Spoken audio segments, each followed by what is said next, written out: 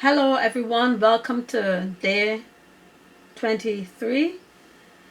I would be remiss if I did not talk about the dominion that women have over the world.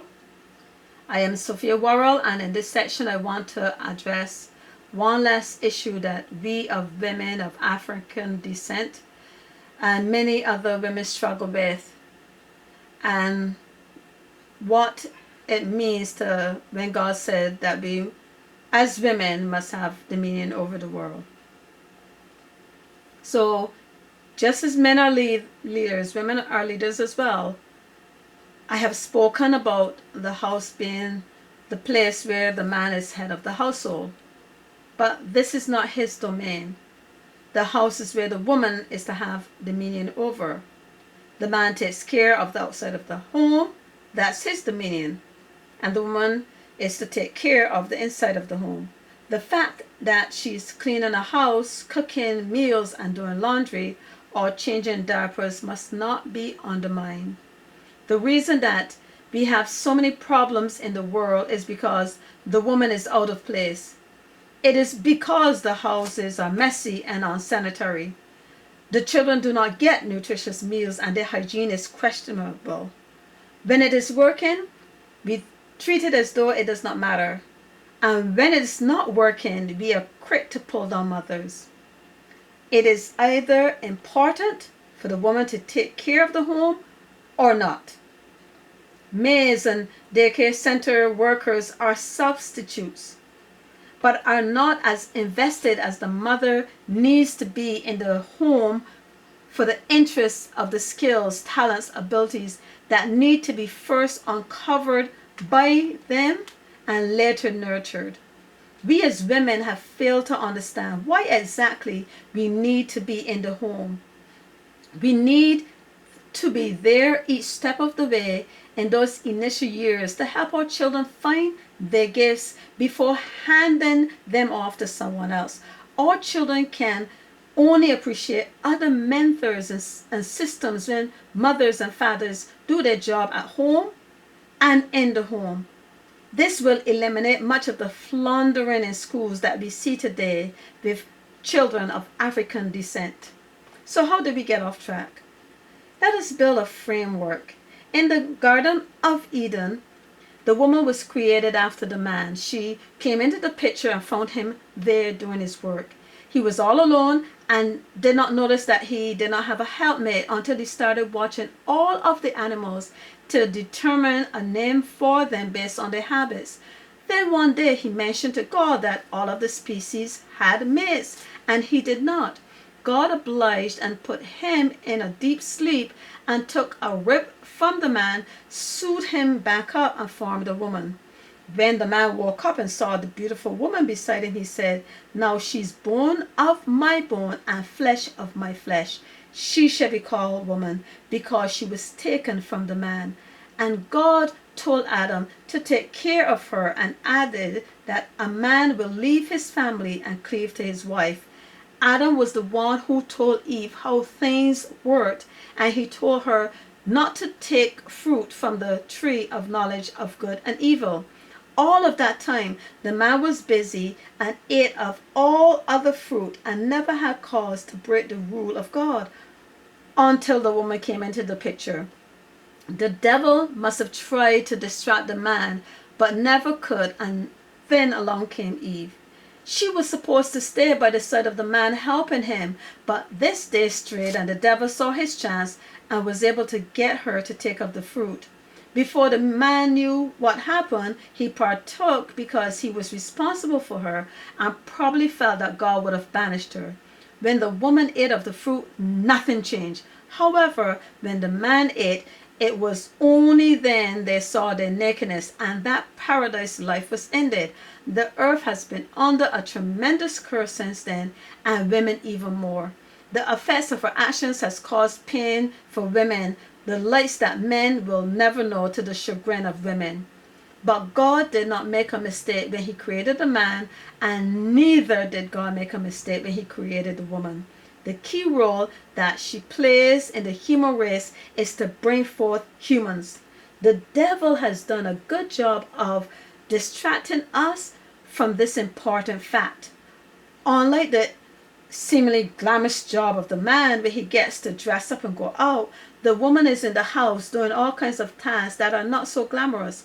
Her work has been made to seem unattractive, and this is why so many women move out of their place. We fail to see that many of the jobs that men do are not so prestigious either, but I want to stay focused on the important work of the woman. Her role is to shape the world. I want to emphasize this statement. She's in charge of all of the people that will eventually move into the game of life. What a task. She's a trainer. She's the one to ensure that these individuals are fit enough for the game. So the home is her training ground. She is the behind the scenes person that is responsible for every life that comes into the world. If they're successful and make a significant difference, we applaud her efforts. If the individual is a vagrant and a nuisance to society, we look at her in disgust. The problem is that women did not have a chance to get into operation before the fall, and it left women feeling out of place ever since. That kind of feeling is one that is passed down to children when women are not married. When she connects to the man in marriage and they work to remain linked, those feelings are covered by the presence of the man. When he shirks his duty, those feelings return and the children pick up on them. But this course is helping us as men and women appreciate the man and his dominion, and the woman and her dominion as well. The man works and bring home the salary. The woman has to manage that income. There are either the mortgage or the rent that has to be paid. The utility bills must be paid. All of this to ensure that there's shelter and light and water and communication. She has to purchase food, clothes, household items for the home. Transportation and medical expenses must be met, along with social and recreation activities. And on top of this, she must make sure that there is still money saved for a rainy day. There is a complex system to manage and maintain in the home, and all of the facets that are there. It requires the full-time focus of the woman. Her work is to maintain a clean home, launder clothes, and proper meals. This cannot be taken for granted. This cannot be undermined. One can see how much work she has to do on a daily basis, and that is why God has made her the way he has to be able to handle all of these tasks. The workforce will never be empty of women, and there will always be a place for us as women. This is because women will always be flowing in and out of the work environment, which has already made concessions for us. There is nothing more to fight for. If a woman chooses not to have children, there is absolutely nothing wrong with that, because there will be exceptions. What I'm emphasizing are for women who make the choice to have children, not to feel as though that decision must be defended. The system allows for women to take time off a few weeks or months before birth, and allows enough time to return after the birth of the baby. The woman can also do a part-time job when the child starts school, or she can work from home. It all depends on the ability and flexibility of the woman. There is no right or wrong except to totally abandon her full-time care at the time when the child needs her most, and it is in those first 10 years at least. The institution of marriage is for the sole purpose of giving children a home where they can strive and grow. The purpose of being parents are to focus on the proper training of children. I am not designing this course for people who want to be single and not have children, or married and not have children. This course is for anyone and everyone who are going to be parents. When you bring that child into the picture, life is no longer about you, and what you like or do not like. The focus is on living for that child. So individuals have at least 30 years of freedom. And then, because it's so critical for the woman and child, she must not wait too long before becoming pregnant, as studies show the increasing risk the older she gets. After graduating, the woman will have about 5 years to prepare for that child. With goal well defined and strategic planning, the couple will be ready for that child or children. And God in His wisdom have given her additional 9 months before the baby is born. So whether we are in ancient times or modern times or futuristic times, the woman is still expected to stay home and care for the child. And one last point. There is no surrogate that can replace a loving mother. When the woman embraces her role, she will not want anyone to stand in her place, and there is no job glitzy enough to lure her from her responsibilities. No one else can understand the purpose that they are there in the child's life for. And I'm talking about that window between them being totally weaned and just about to enter school. I have mentioned it in the analogy when the mother catches the interest of the child. The child is speaking out then and indicating their interest, and the mother must be there when that seed bursts the ground in order that she may water and nurture their gifts.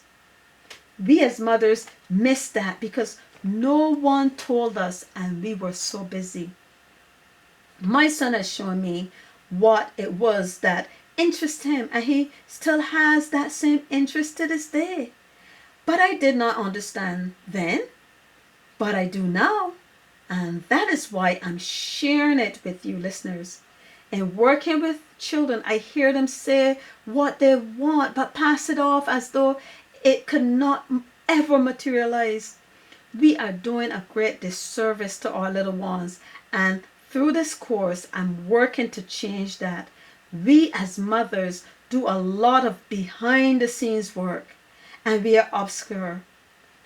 But our work still is very, very vital.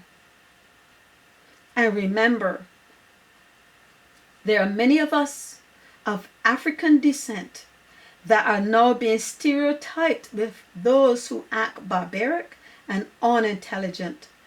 Their felt-like behavior is not what we want represented of our culture anymore. This is not God's way. This is not the American way. It is time to build a culture that is peaceful, loving, and kind.